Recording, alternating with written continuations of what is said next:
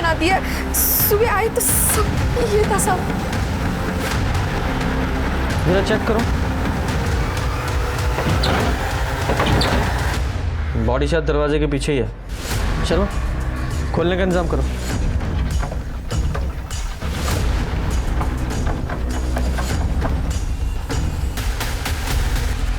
राम, ये तो चित्रा दीदी है साहब। चित्रा दीदी को कोई क्यों मारेगा? सर लगता है मरने से पहले भागने की कोशिश की थी। सर शायद ये फोन इनका है। हाँ चित्रा दीदी का है। ठीक है, एविडेंस बैग में डालो। और ये ताज की गड्डी का पान का बादशाह, इसे भी बैग में डालो। कमरे की हालत देखकर ऐसा लग रहा है काफ़ी हाथापाई हुई है यहाँ, और चित्रा ने अपनी जान बचाने के लिए काफ़ी स्ट्रगल किया था।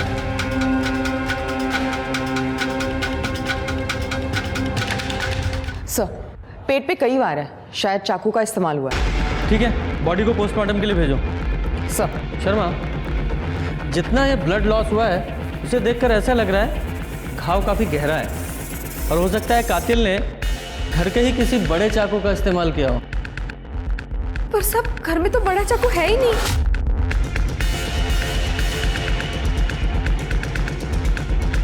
घर में और कौन कौन है? सब चित्रा दीदी और उनकी बेटी रेणु, बस 2 ही लोग थे। चित्रा दीदी के पति का एक्सीडेंट 5 साल पहले ही हो गया था। पर सब वैसे तो रेणु दीदी इस टाइम पे घर पे ही होती है। रेणु का नंबर है? रेणु का नंबर? हाँ सर नंबर स्विच ऑफ। इस घर में रेणु का कमरा है? हाँ सब उधर।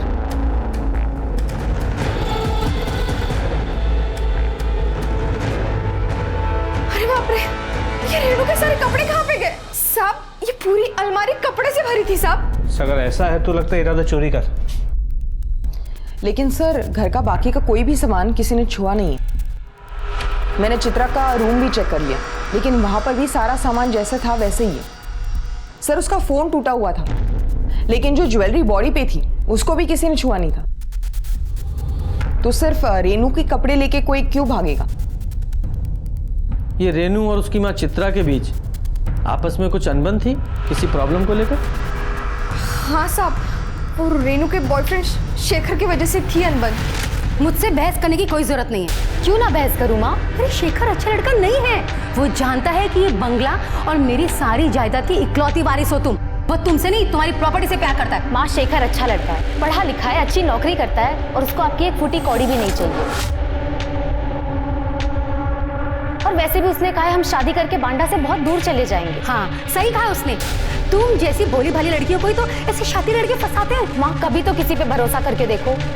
मैं शेखर से प्यार करती हूँ और मैं उसी से शादी करूंगी। मेरे जीते जी ऐसा कभी नहीं हो सकता, समझे तुम?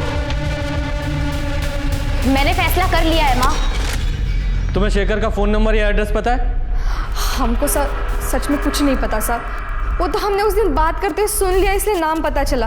बाकी हमको कुछ नहीं पता साहब। सर अगर रेणु के कपड़े गायब है, हो सकता है रेणु शेखर के साथ भाग गई हो, लेकिन फिर चित्रा का मर्डर कौन कर सकता है? अरे अंदर की तरफ चलो। अरे भाई हारे चल बाहर चल। अरे काम से जा रहे हैं भैया, ऐसे घूमने नहीं जा रहे हैं। पैसा चाहिए हमें, अपना पैसा लेने आए हैं। सर ये आदमी रुकने का नाम नहीं ले रहा है।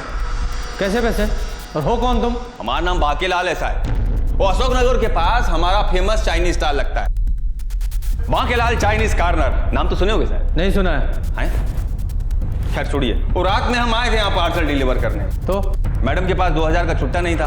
बोली सुबह आके 450 रुपये ले जाना, तो वही लेने आए साहब। बुला दीजिए ना। नहीं बुला सकते। काहे? इनमें से कौन सी मैडम थी? अरे यही तो थी। इनका खून हो गया। खून हो गया? हाँ। मोरी मैया, तब अब हमारा 450 रुपया कौन देगा? हमें हमारा काम करने दो, जाओ यहाँ से। अरे तो आप ही दे दीजिए ना साहब। गुप्ता बाहर निकालो से। अरे साहब सुबह किसी का मेहनत का पैसा है, मना नहीं करते। हमारा पूरा दिन खराब हो जाएगा। शर्मा, शेखर की पूरी कुंडली निकालो। रेणु का फोन ट्राई करते रहो। जी सर। सर रेणु का फोन स्विच ऑफ आ रहा है। उसके कॉल रिकॉर्ड्स में एक नंबर मिला है जिससे उसकी काफ़ी बातें हुआ करती थी। वो शेखर का नंबर है क्या? जी सर, उसका पूरा नाम शेखर गुप्ता है। मोबाइल रिकॉर्ड से उसका एड्रेस घनश्याम गली का मिला। हमने वहाँ जाके चेक किया तो पता चला वो घर उसने काफ़ी पहले छोड़ दिया है। नया एड्रेस किसी के पास नहीं है। तो रेणु की तरह उसका फोन भी बंद आ रहा है। जी सर। दोनों को फ़ोन ट्रैकिंग पे डालो। सर सर हमने चित्रा के फ़ोन रिकॉर्ड्स भी चेक किए, लेकिन उसमें भी कुछ सस्पिशियस नहीं मिला। ये फिंगरप्रिंट्स का क्या हुआ? सर पार्शियल फिंगरप्रिंट्स मिले, हमारे किसी काम के नहीं है। ठीक है, उन्हें भी बाकी एविडेंस के साथ रिकॉर्ड में रखो। सर पर ये रेनू है कहाँ?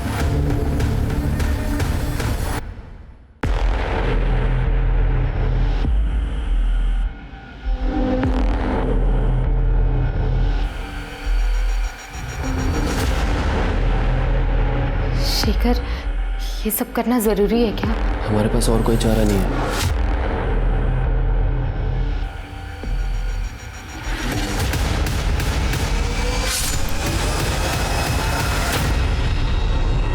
सर ऐसे वार किया गया होगा चित्रा पे, बुचर नाइफ, मतलब मांस काटने वाले चाकू से 5 से 6 वार किए गए, इतने गहरे कि चाकू हड्डी तक जा पहुंचे।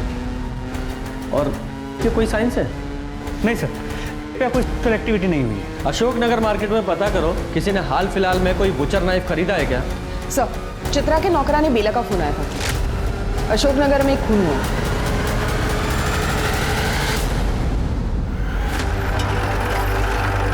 साहब आइए ना साहब।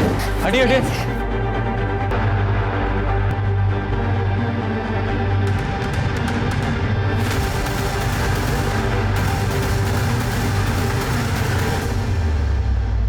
जरा चेक करो।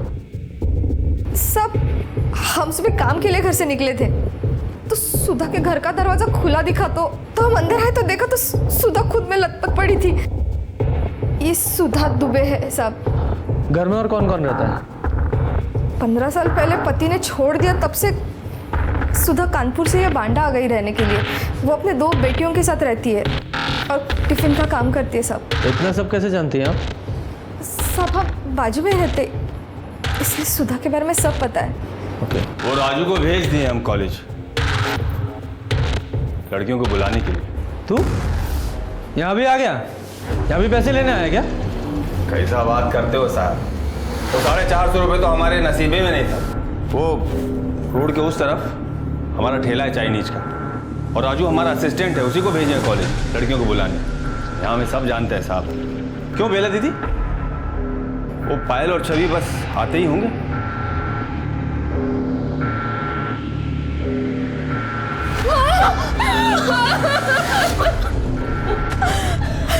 संभालो अपने आप को। बेटा, आपकी माँ की किसी से कोई दुश्मनी थी? मतलब कोई ऐसा किसी पे शक हो आपको जो इन्हें मार सकता हो? नहीं सर, माँ तो हमेशा अपने टिफिन के बिजनेस में बिजी रहती थी, और जब कभी हमें समय मिलता था हम भी उनकी मदद कर देते थे। और ये ताश का पता? सर हम लोग ताश खेलते हैं, और पायल तो लोकल रमी चैंपियन है, तो शायद ये उसी ताश की गड्डी का हो। किसी से पैसों को लेकर अनबन थी क्या? हाँ सर, माँ ने एक साहूकार से 50,000 रुपये उधार लिए थे, लेकिन माँ तो कह रही थी उधार के पैसे इकट्ठे हो गए हैं। तू जाके चेक कर।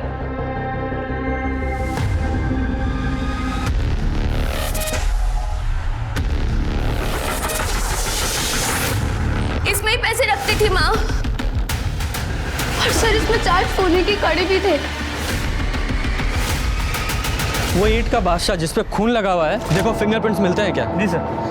वैसे मौका वारदात को देख के लगता है कि कातिल घर में चोरी के इरादे से आया हो, और फिर सुधा ने उसे देख लिया हो, तो खुद को बचाने के लिए उसने सुधा को मार दिया। या फिर ये भी हो सकता है सुधा ने उसे पहचान लिया, तो खुद की आइडेंटिटी छुपाने के लिए उसको मार दिया। ये सुधा और चित्रा दोनों के घाव देखकर और मारने का तरीका सेम है। सर लेकिन ये इत्तेफाक भी तो हो सकता है। हो सकता है, लेकिन अरे हम कोई मदद करेंगे साहब? अरे दो ना भाई। लीजिए साहब, चाय लीजिए, हमारे ठेले का चाय है। सोचा हम भी थोड़ा पुलिस की मदद कर दें। क्यों राजू? अरे लीजिए ना। नहीं चाहिए। अरे साहब, कोई मदद चाहिए हो तो बताइए हमें। यहाँ सब लोग मदद मांगने हमारे ही पास आते हैं, बहुत इज्जत करते हैं हमारी यहाँ। वो क्या कहते हैं? भाई, यहाँ के भाई हैं हम। हाँ भाई हैं ये। भाई है तो यहाँ का ज्यादा भाईगिरी दिखाएगा ना, सीधा हवालात में डालूंगा। हमारे काम के बीच में ये अपनी नाक घुसेड़ना बंद कर, समझा? अरे साहब, अरे आप तो बुरा मान गए साहब। साहब बहुत गुस्से वाले हैं। हम तो खाली मदद कर रहे थे साहब। वैसे पायल और छवि ने बताया होगा आपको कि निर्मला चौधरी से सुधा का 36 का आंकड़ा था। चलो ए, कौन है निर्मला? उसने भी एक टिफिन सर्विस का काम शुरू किया था ना, तो सुधा से कम रेट में खाना दे रही थी। तो सुधा और वो निर्मला का दोनों का आपस में बहुत झगड़ा हो गया था साहब। मेरे कस्टमर छीनना बंद कर। अरे मैं क्यों छीनूंगी तेरे कस्टमर? उन्हें हमारे यहाँ का खाना पसंद है, और जब उन्हें अच्छा खाना सस्ते दामों पर मिल रहा है तो वो तेरा घटिया खाना क्यों खाएंगे? मेरे खाने को घटिया बोली तू? मैं नहीं, तेरे कस्टमर बोल रहे हैं। ये धंधा मैंने पहले शुरू किया था। ए, आजाद देश में रहते हैं हम, तू मुझे धंधा करने से नहीं रोक सकती। चलो निकल। लेकिन कुछ समय बाद कस्टमर वापस सुधा के पास आ गए, जिसकी वजह से निर्मला बहुत भड़की हुई थी। कस्टमर्स को तो वापस आना ही था। अरे कब तक तेरा घटिया खाना खाते? कुछ भी बोल रही है ये। लोगों से पंगा लिया तूने। तू जानती नहीं मैं जेल में रह के आया हूँ। दोबारा वही भेज दूंगी जहाँ से तू आया। समझे? देखना मैं तेरा क्या करता हूँ मैं तेरा, समझे ना? अरे मार डालूंगी तुझे, समझे? निकल यहाँ से। इस एरिया में एक ही टिफिन सर्विस रहेगी, समझे तू? और वो भी हमारी। तो ये मुकेश चौधरी जेल जा चुका है? हाँ साहब, वो शाहिदपुर गांव में कोई कांड किया था, जिसके चक्कर में वो जेल गया था। उसका एड्रेस बोलो। हाँ, वो यहीं रहता है, मकान नंबर 10। 10 नंबर तो यही है। भाई साहब, ये मुकेश और निर्मला का घर यही है? हाँ यही है। पता है कहाँ गए? सर सुबह 8:30 बजे कहीं बाहर जा रहे थे। अच्छा, उसका नंबर है? हाँ है ना सर। शर्मा ले लो। सर मुकेश के नंबर को ट्रैकिंग पे डाल दिया है और शाहिदपुर पुलिस स्टेशन को मुकेश के केस की डिटेल्स हमें भेजने के लिए कह दिया। पर सर लोकल मार्केट से पता चला है हाल फिलहाल में कोई बुचर नाइफ बिकी नहीं है। तो हो सकता है कातिल ने बुचर नाइफ कहीं और से खरीदा हो, या ये भी हो सकता है उसके पास पहले से हो। ये रेनू और शेखर का क्या हुआ? सर दोनों के फोन अभी भी स्विच ऑफ, पूरे प्रदेश में अलर्ट जारी कर दिया। सर आपको क्या लगता है ये चित्रा और सुधा के कत्ल में कोई कनेक्शन है क्या? क्योंकि कोई कॉमन लिंक नजर तो नहीं आ रहा। एक लिंक है ना, बेला गौड़, जो दोनों क्राइम सीन पर मौजूद थी। वो चित्रा और सुधा दोनों को जानती है। चित्रा के घर में चोरी नहीं हुई, लेकिन सुधा के घर में चोरी हुई है। अगर ये मान भी लें कि इस बेला गौड़ ने दोनों को मारा है, तो मोटिव क्या हो सकता है? सर, बेला का मकान मालिक संजय चतुर्वेदी आपसे बात करना चाहता है। बुलाओ। सर बस्ती में हम आपसे ये बात कर नहीं पाए, लेकिन सुधा और बेला के बीच में कुछ भी ठीक नहीं था जब से वो कूड़े वाला हादसा हुआ था। कूड़े वाला हादसा मतलब? सर वो सुधा नॉनवेज पकाती है और उसका बचा हुआ जो भी गंदगी है ना, वो पंजे और हड्डी वगैरह, वो सब बाहर कूड़ेदान में डाल देती थी। और बेला को उसकी बदबू से बहुत दिक्कत होती है क्योंकि वो शाकाहारी है। सर बेला ने सुधा को कई बार बोला वो कूड़ा वहाँ से हटाने के लिए, और एक दिन कुत्तों ने वो कूड़ेदान पलट दिया और वो सारी गंदगी बेला के घर के सामने बिखर गई। तुमने तो हमारा धर्म ही भ्रष्ट कर दिया रे। ज्यादा ड्रामा करने की जरूरत नहीं है तुझे। मैंने तो सुना है तेरा बेटा आशीष चिकन तंदूरी खाता है रफीक के ठेले पे। ये सब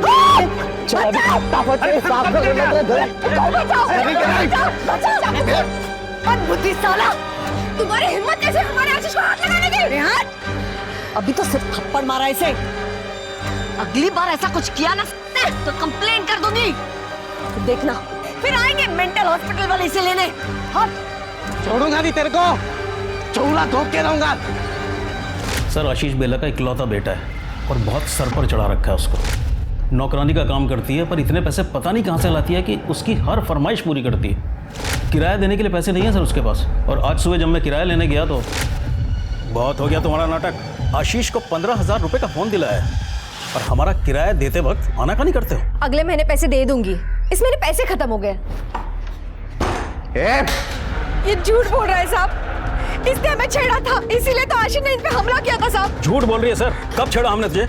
साहब महीने के किराए के लिए हमने इनके पास कुछ दिनों की मोहलत मांगी थी, तो ये हमें 1 महीने की मोहलत दे दो ना, हम अगले महीने आपको पक्का किराया दे देंगे। पैसे नहीं है तो किसी दूसरी तरह से दे दो ना। क्या मतलब? छोड़ो। निकल। सर झूठ बोल रही है ये। भगवान से भी तो डर नहीं लगता ना। ऐसे कैसे बात करते हैं? कैसे? चुप। शांत हो जाइए। आशीष कहाँ है? आशीष नहीं है सब, वो बाहर गए। शर्मा जरा फ़ोन लगाओ उसे, नंबर दीजिए। सर आशीष घर पे नहीं है और ना ही कोई चाकू मिला। सर उसका फ़ोन रिंग हो रहा है मगर वो उठा नहीं रहा। जिस दिन सुधा का मर्डर हुआ उस सुबह आशीष कहाँ था? वो तो सो रहा था साहब। पर आप ऐसे क्यों पूछ रहे हैं साहब? साहब हमारे आशीष ने किसी का खून नहीं किया साहब, वो कभी किसी का खून नहीं करेगा साहब। तो फिर वो गायब क्यों है? जैसे ही आशीष आए पुलिस स्टेशन भेजना उसे, वरना बहुत मुसीबत बढ़ जाएगी उसकी, समझ गए?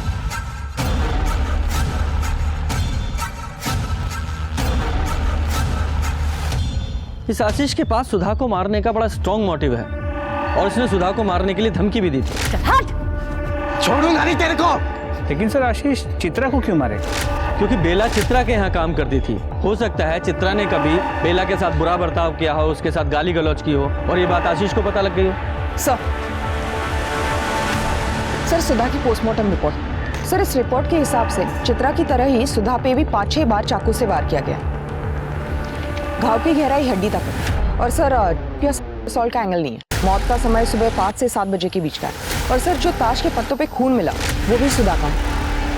दोनों वारदातों में जो हथियार इस्तेमाल हुआ वो भी एक जैसा है। कोई फिंगरप्रिंट? नहीं सर, कोई फिंगरप्रिंट्स नहीं मिले। ये कातिल जो भी है बहुत चालाक है, गुनाह करने के बाद अपने निशान मिटा देता है। पर बात करें आशीष की तो उसे पक्का पता होगा कि पायल और छवि सुबह 6:30 बजे कॉलेज के लिए निकल जाती हैं। तो 10 फरवरी को उसने मौका देखकर सुधा के घर में घुसा और सुधा को मार दिया। इस आशीष को जल्दी से जल्दी पकड़ो।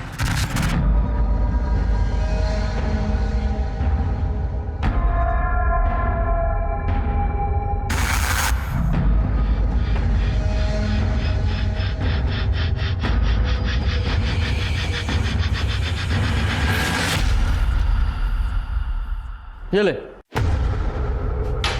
सुबह का टाइम है, चाय पी और ये बता सुधा को कैसे मारा? सर मैंने किसी को भी नहीं मारा है। फिर 10 फरवरी को तेरे फोन की लोकेशन सुधा के घर के पास की क्यों है? बोल। सर आप शायद भूल रहे, मैं सुधा आंटी के बगल में ही रहता हूँ, तो मेरी लोकेशन वही की बताएगी ना, ताजमहल की थोड़ी ना बताएगी। बहुत होशियार बन रहा तू। गुप्ता, इसे ले जाके बोरे में भरो और इतना कूटो जिसे ताजमहल नजर आना चाहिए। चल जा। सर मैं बताता हूँ, मैं बताता हूँ। बोल। सर मैं कॉलेज में 2 बार फेल हो गया था, इसलिए मुझे पढ़ाई छोड़नी पड़ी। मेरी माँ एक सेठ के पास काम करती थी और सेठ ने मुझे सेल्समैन की नौकरी भी दी, लेकिन उसकी एक शर्त थी कि पहले मैं अपने एग्ज़ाम्स क्लियर कर लूँ। और छवि भी वही कॉलेज में पढ़ती है, तो मैंने सोचा कि मैं उससे नोट्स ले लूँगा और वो ठीक सुबह 6:30 बजे अपने घर से निकलती है कॉलेज के लिए, तो इसीलिए मैं उसके घर चला गया था। अच्छी कहानी है, बहुत सुंदर। आगे बता। जब मैं उसके घर पर गया तभी छवि, पायल। एक कहानी तुझे मैं भी सुनाता हूँ। तुझे अच्छी तरह से पता है ना कि पायल और छवि सुबह 6:30 बजे कॉलेज के लिए निकल जाती हैं। तो 10 तारीख को जब तूने देखा कि दोनों स्कूल के लिए निकल गई हैं, तो तूने उनके घर का दरवाज़ा खटखटाया और जैसे ही सुधा ने दरवाज़ा खोला तूने उन पर हमला कर दिया। तूने अंदर घर में घुसा और सुधा को मार डाला और तूने उनके गहने और पैसे चुराए और भाग गया। नहीं सर, ऐसा कुछ भी नहीं हुआ सर। उस दिन हम अकेले नहीं थे, वहाँ पर और कोई भी था। अच्छा, कोई और भी था? कौन था? हम सच कह रहे हैं, हमने उसका चेहरा नहीं देखा, लेकिन वो जो कोई भी था उसी ने सुधा आंटी को मारा होगा और सारे गहने और पैसे लेकर भाग गया। अच्छा शर्मा, अगर थोड़ी देर और ये यहाँ रहा तो कहानी में एक और ट्विस्ट डाल देगा, थोड़ा मसाला ऐड करेगा। हैं? कितना झूठ बोलेगा तू? इसे तब तक कस्टडी में रखो जब तक इसके चाकू की फॉरेंसिक रिपोर्ट नहीं आ जाती। सर हम सच कह रहे सर, हमने जान नहीं किया सर। क्यों झूठ बोलेंगे हम सर? सर सच कह रहे। सर अशोकनगर से किसी ने कॉल किया था, एक बंद घर से बदबू आने की शिकायत की है। चलो।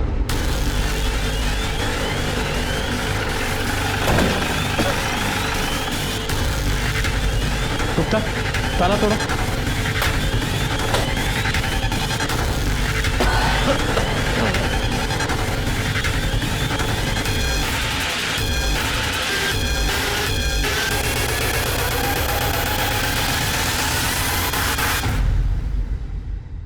आप में से कोई नहीं जानता है जी, मैं इसकी पड़ोसन।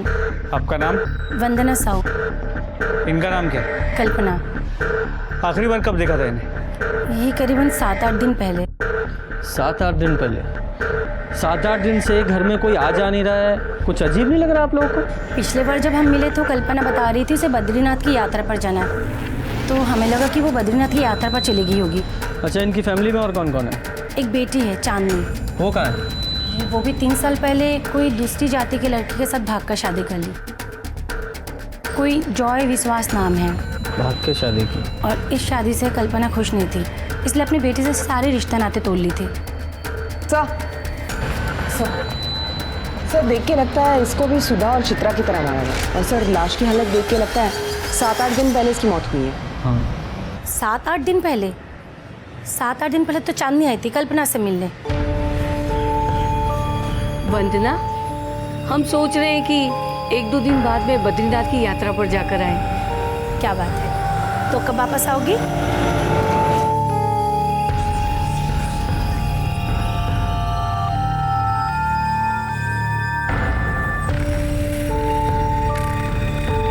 तो क्यों आई है यहाँ पर? माँ, आप अब तक नाराज हो। 3 साल हो चुके उस बात को लेकर। अब तो अपना गुस्सा छोड़ दो ना, मिट्टी डाल दो उन पुरानी बातों पर। मैं कलकत्ता से सिर्फ और सिर्फ आपके लिए आई हूँ। मेरी बेटी 3 साल पहले मर चुकी है। नहीं माँ, उसने भागकर अपनी मर्जी से किसी दूसरी जाति के लड़के के साथ में शादी कर ली थी। हम तो उसका क्रियाक्रम भी कर चुके हैं। नहीं माँ, माँ आप कैसी बातें करिए? माँ, माँ, माँ एक बार हमारी बात सुन लीजिए। माँ, माँ, माँ प्लीज दरवाजा खोलिए माँ, प्लीज। माँ एक बार हमारी बात सुन लीजिए माँ। अपने आप माँ का मन पिघल जाएगा, उसे थोड़ा समय दो। माँ, हम आपसे बहुत प्यार करते हैं माँ। अगले दिन हमने देखा कि दरवाजे पे ताला लगा हुआ था और दरवाजे पे कोई गिफ्ट नहीं थे, तो हमें लगा कि कल्पना बद्रीनाथ की यात्रा के लिए निकल चुकी होगी। ठीक है, फिलहाल आप सब लोग जाइए, जरूरत पड़ी तो वापस बुलाएंगे। जी सर हमने तो पूरा घर चेक किया, कहीं पर भी गिफ्ट्स नहीं मिले। हो सकता है कल्पना ने गुस्से में आकर बाहर फेंक दिया हो। चांदनी को कोलकाता इन्फॉर्म करो और उसे यहाँ बांदा आने के लिए बोलो। सर हुकुम का बादशाह। ये चित्रा के घर पे भी हमें पान का बादशाह मिला था, किंग ऑफ हार्ट्स। सुधा के घर पे हमें ईंट का बादशाह मिला था, और यहाँ कल्पना के घर पे ये हुकुम का बादशाह, किंग ऑफ स्पेड्स। सर पायल और छवि, सर कहिए पत्ते उनके ताश के गड्डी के तो नहीं? अब ये तो वो दोनों ही बता पाएंगे। चलो चल के पूछते हैं। अखिलेश तुम होश में हो? हमने तुमसे कहा ना हमें तुमसे शादी नहीं करनी है। पर क्यों नहीं? मैं पढ़ा लिखा हूँ, अच्छा कमा लेता हूँ, हाइट बॉडी सब अच्छी है, और क्या चाहिए तुझे? हाइल प्लीज समझा। तुझे तू बीच में क्यों कूद रहा है? हाँ निकल क्या लड़ाई कर रहे हो तुम? क्या झगड़ा हो रहा है? क्या झगड़ा कर रहा हो? क्यों? सर मैं पायल से प्यार करता हूँ। मैं नहीं करती सर। सुन लिया? चल अब निकल यहाँ से, और आगे से इस घर के आसपास भी दिखाई दिया तो सीधे हवालात में डालूंगा। सर पर चल निकल। और तू? दोस्त है सर। फिलहाल निकलो यहाँ से, बाद में आ रहे। चलो। पायल, तुम्हारी ताश की गड्डी में से कुछ कार्ड्स गायब हैं क्या? सर ये तो पूरे हैं। क्या कभी आशीष ने तुमसे कॉलेज के नोट्स मांगे थे? नहीं सर, कभी नहीं। और अगर वो नोट्स मांगता भी तभी मैं उसे नहीं देती। और दीदी, ये भाई ने खाना भेजा है। पैसे कितने हुए? भाई की तरफ से है, भाई ने कहा है पैसे नहीं लेना है।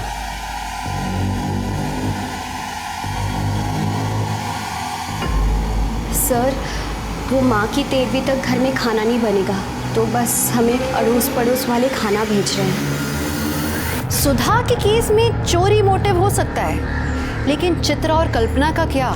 चित्रा की बेटी रेनू और शेखर भी अभी तक मिसिंग थे। आशीष को पुलिस ने अपनी कस्टडी में रखा हुआ था, तभी उन्हें 2 सस्पेक्ट्स मिल गए, निर्मला और मुकेश, जो बांदा के बाहर एक लॉज में छुपे हुए थे। बोल, 10 तारीख को तेरे फोन की लोकेशन सुधा के घर के पास की है। तो बता इसकी क्या कहानी है, बोल। बताता हूँ सर। मैं तुम्हारी है। उस दिन मैं सुबह सुबह दूध लेने के लिए जा रहा था तो मैंने देखा सुधा के घर का दरवाजा खुला हुआ है। मैंने सोचा इससे अच्छा मौका और नहीं मिलेगा उसका खाना खराब करने का, और सुधा ने सर हमारा पूरा धंधा चौपट कर दिया था, इसलिए उसका खाना बिगाड़ने के इरादे से उसके घर में घुसा था सर। कहानी तूने अच्छी सुनाई है, पर कहानी का वो हिस्सा बताना भूल गया जिसमें तूने उनके घर से पैसे और कंगन चुराए थे। कौन से कंगन? देख, हमारे पास आई विटनेस है जिसने तुझे चोरी करते हुए देखा था। आशीष ने देखा था उन्हें?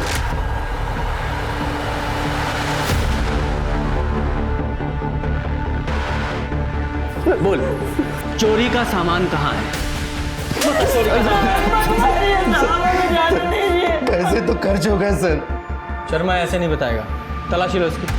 मैं सच कह रहा हूँ सर, मैं सच कह रहा हूँ, कुछ नहीं है सर मेरे पास।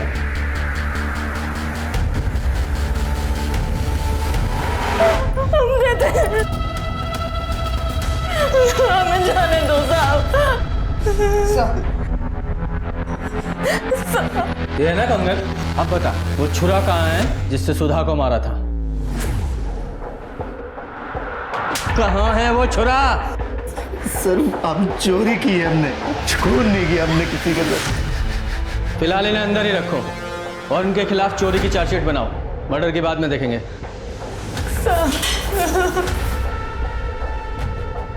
और ये आशीष के चाकू की फॉरेंसिक रिपोर्ट नेगेटिव आई है ना? जी सर। फिलहाल उसे छोड़ दो। सर चांदनी विश्वास कल यहाँ पहुँच रहे हैं और सर शेखर और रेनू का फ़ोन ऑन हो गया। मैंने उनसे बात की, वो भी आ रहे हैं।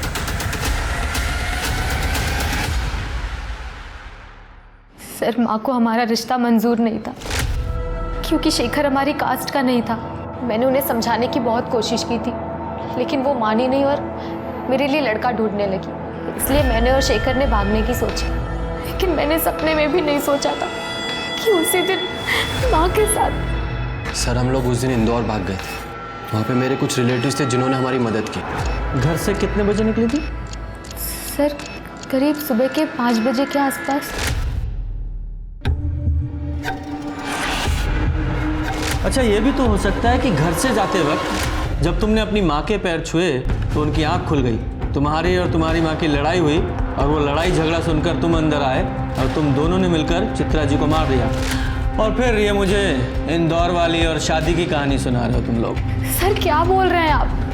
हमारी माँ थी वो, हम उन्हें कैसे मार सकते हैं?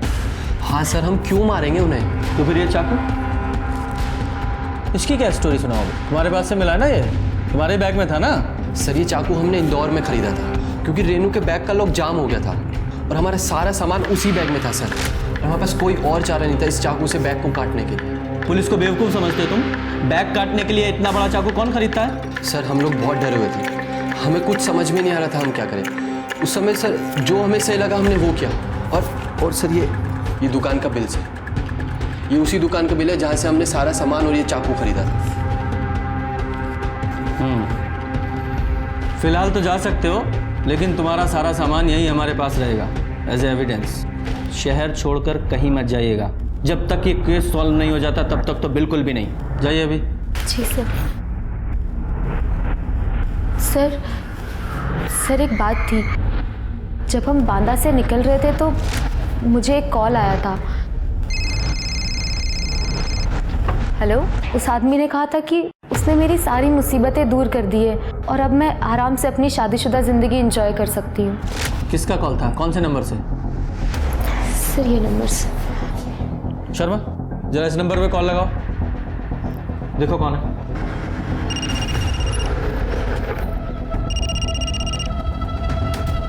Hello, Bankelal Chinese corner.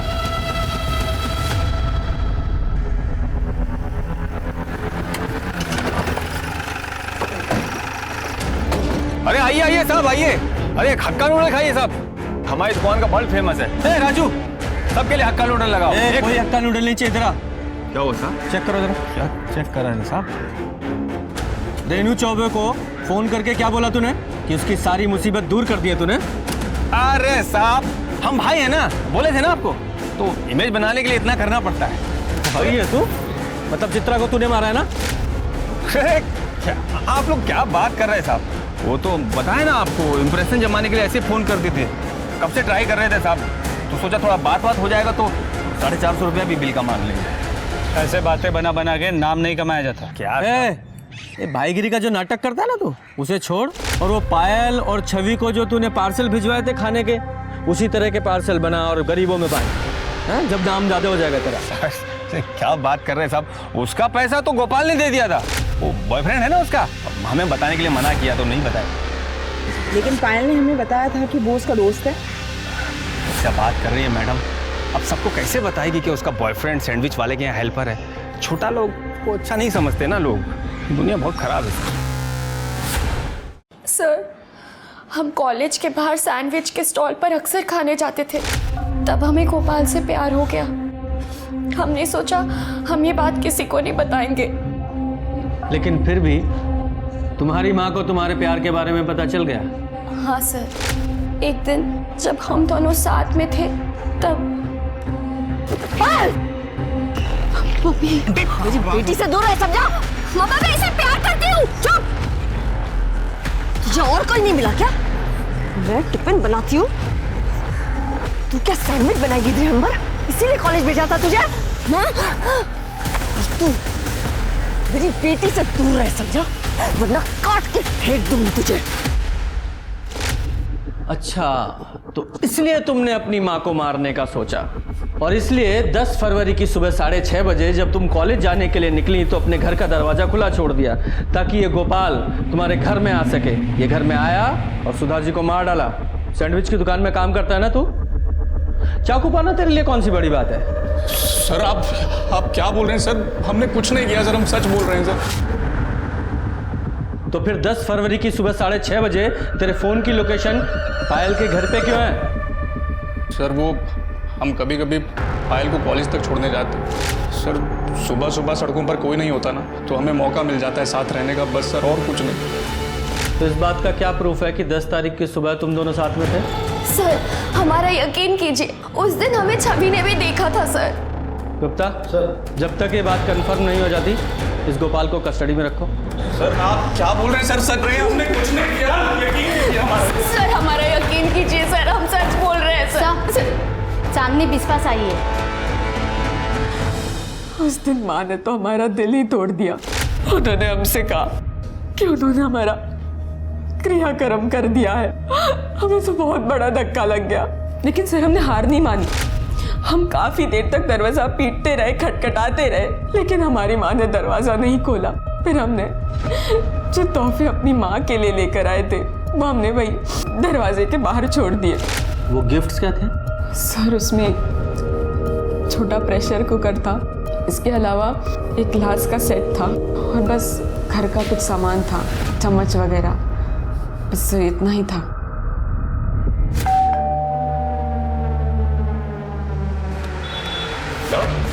अरे बार बार खाना देने की जरूरत नहीं है। अरे रख लीजिए, पहले ही आपके लिए बहुत कुछ कर चुके हैं। ये खाना का चीज? मतलब हम समझे नहीं। वो सुधा आंटी को रास्ते से कौन हटाया? हैं? अब इतना तो बनता है ना, वो गोपाल दोस्त है हमारा। परेशान मत होइए, आपकी शादी में चाइनीज हम ही सप्लाई करेंगे, ठीक है? कोई परेशानी हो हमें बताइए। रखिए रखिए रखिए, मिलते हैं।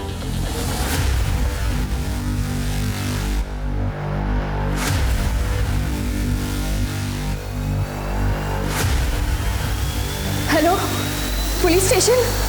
बोल, कहाँ है वो चाकू? कौन चाकू साहब? कौन सी बात कर रहे हैं आप? देख लीजिए, चेक करो। गलती हो गया साहब हमसे, जो हम पायल और चित्रा के घर उनका हालचाल जानने चले गए, हमदर्दी दिखाने चले गए। ठीक है, यही चाहते हैं ना, आज के बाद हमदर्दी ना दिखाए? नहीं दिखाएंगे साहब। सर इधर तो कुछ नहीं है। वो ड्रॉर चेक करो। सर 1 मिनट यहाँ आइए। क्या है ये? और वो कल्पना का सामान है ना ये? तूने इसे मारकर फिर ये चुराया? मारा कि नहीं? बोल। अरे क्या बात कर रहे हो साहब? अरे वो तो कल्पना काकी के घर के बाहर से गुजर रहे थे, सब पैकेट बाहर पड़े थे। हमने काकी से पूछा काकी आपको चाहिए? बोले नहीं चाहिए, हटाओ सब नजरों के सामने से। तो हम घर ले आए, इस्तेमाल कर रहे हैं। अब ये भी कोई गुनाह है का? तेरे साथ इस घर में और कौन रहता है? राजू, हमारा असिस्टेंट। पुलिस ने बाकी के सब सस्पेक्ट्स को अपनी लिस्ट से हटा दिया था, बचा था सिर्फ बांके। पुलिस को यकीन था कि कत्ल बांके ने किए हैं, लेकिन बांके के खिलाफ कोई पुख्ता सबूत नहीं थे पुलिस के पास। तो पुलिस ने कुछ तिकड़म लगाई, 10 दिन इंतजार किया और फिर भैया 1 प्लेट फ्राइड राइस देना। हाँ बैठिए ना, बैठिए टेबल। ए राजू जगह साफ करो।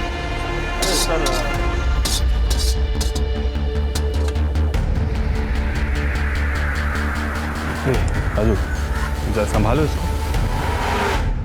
क्या हुआ मैडम, परेशान लग रहे हैं? कुछ नहीं, पर्सनल प्रॉब्लम है। अरे पर्सनल प्रॉब्लम है तो अपना भैया समझ के बता दीजिए, हो सकता है हम आपके कुछ काम ही आ जाए। कोई छेड़ रहा है, माँ बाप परेशान कर रहे हैं, बताइए ना। हमें छोटी बहन जैसी हैं आप, बोल दीजिए, बताइए हमें।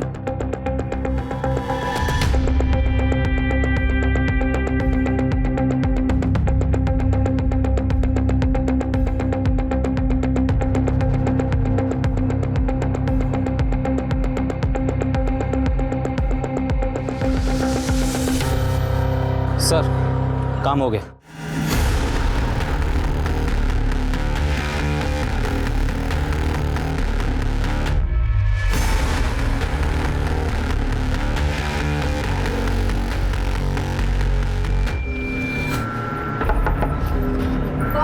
मीना जी दरवाजा खोलिए, आपकी बेटी का एक्सीडेंट हो गया है। कहाँ है मेरी बेटी?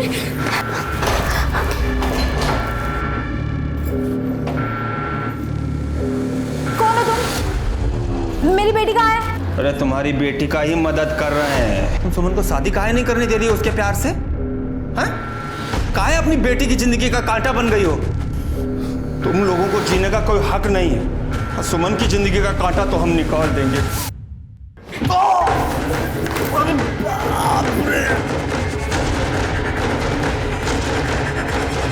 Well done ASI Meena.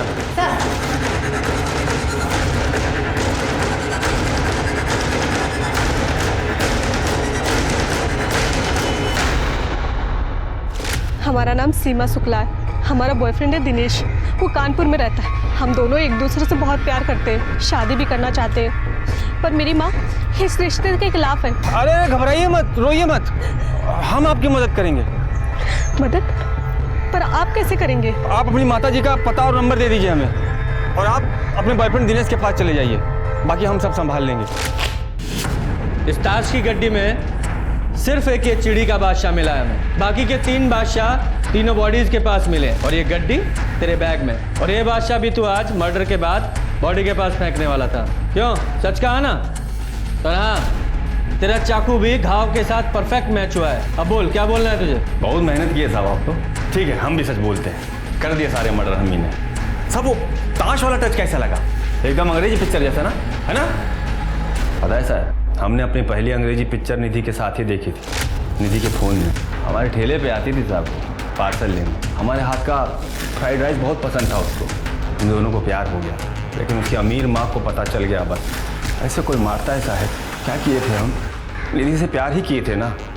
निधि भी तो हमसे प्यार करती थी, तो दुनिया की मिर्ची काहे लग रही थी? हम दोनों को जुदा कर दिया साहब, और कोई हमारा मदद नहीं किया। तब हम डिसाइड किए कि हम गुंडा बनेंगे, और आज के बाद कभी किसी जोड़े को जुदा नहीं होने देंगे आप। तो इसलिए तूने कल्पना, चित्रा और सुधा को मार डाला?